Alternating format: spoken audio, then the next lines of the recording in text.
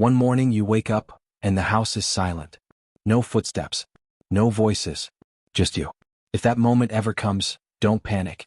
Because what you do next could change the rest of your life. Whether you've lost a partner, live far from family, or simply find yourself growing older without many people around, there's a powerful truth you need to hear. You are not finished. Your story isn't over. In fact, this might be the beginning of your most meaningful chapter yet. In today's video, we'll share 4 transformative things you can do to stay healthy, happy, and mentally strong, even if you're aging alone. These are not just tips, they're life-changing actions backed by real stories, research, and wisdom. Let me tell you about someone I met. Let's call him John.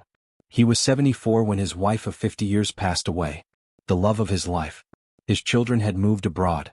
And suddenly his once lively home turned into a quiet, echoing shell. He told me, the silence was louder than anything I'd ever heard. He began waking up late, eating canned soup for dinner, and spending most of the day staring at the television. The days felt long and the nights felt even longer. That's when he asked the question so many in his position ask, is this all there is now? But something shifted. One frosty winter morning, as John looked out the window and watched the snowfall, he realized something. He was still here. He still had breath in his lungs. And as long as he was alive, he had a choice. That morning, he made himself a cup of tea and decided to step outside. Just 10 minutes. Just for fresh air. That one small decision sparked a transformation that would change everything. The first thing John did was simple but powerful. He created a routine. A predictable, comforting structure to his day. He woke up at 7:30 a.m., opened the windows, made his bed, and put on fresh clothes. Then he took a short walk around the block, even if just for 10 minutes.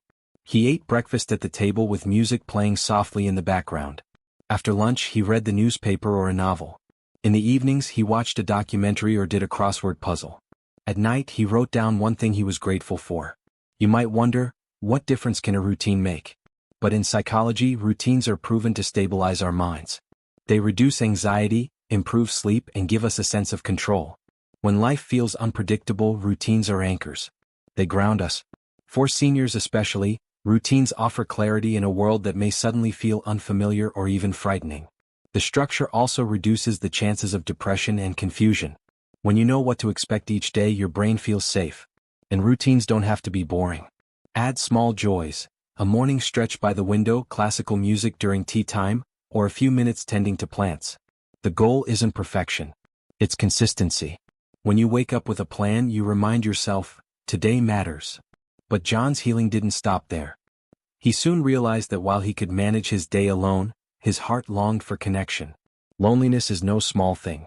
Research has shown that chronic loneliness can be more harmful to your health than obesity or even smoking 15 cigarettes a day. It can raise blood pressure, increase the risk of dementia, and drastically lower life expectancy. So John made another decision, to reconnect.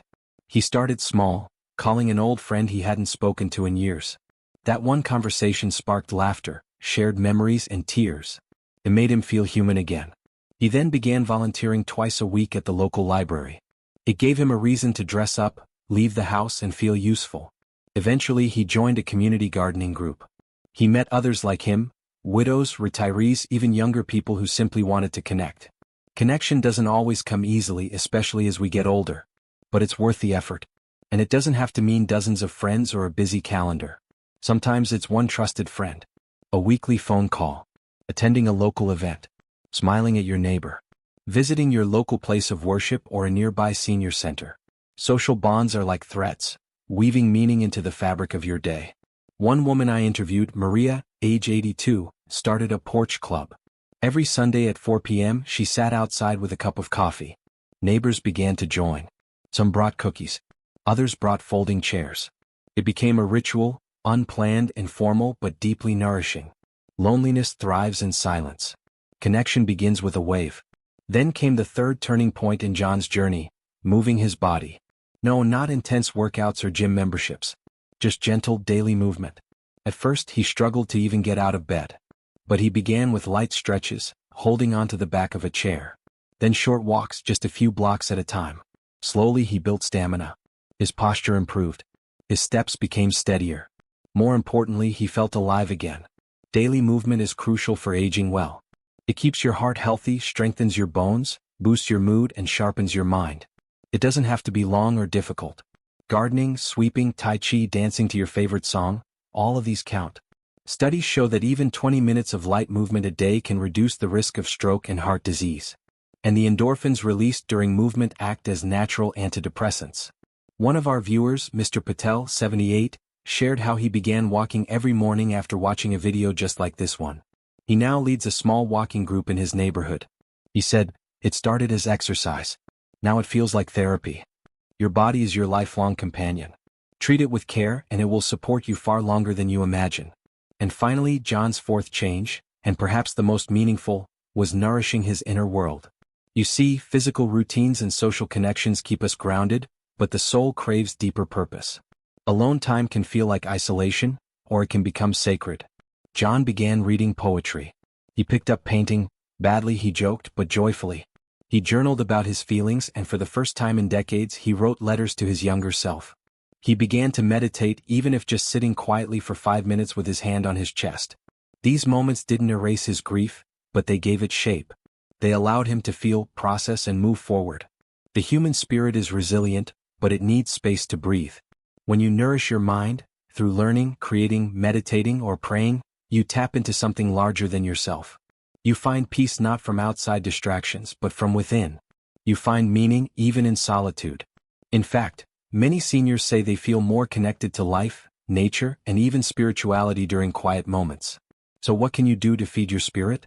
Try something new. Pick up an old hobby, start journaling, take online classes, or simply take quiet walks in nature. Listen to music that lifts your mood. Write down your life story, your memories, your lessons. You've lived through decades of history. Your story matters. Tell it. Today John is 81. He still lives alone, but he is not lonely. His days are rich with routine, connection, movement, and reflection. He laughs more, sleeps better, and most importantly, he feels useful, alive. He told me once, growing old alone isn't a punishment, it's an invitation. An invitation to rediscover who you really are.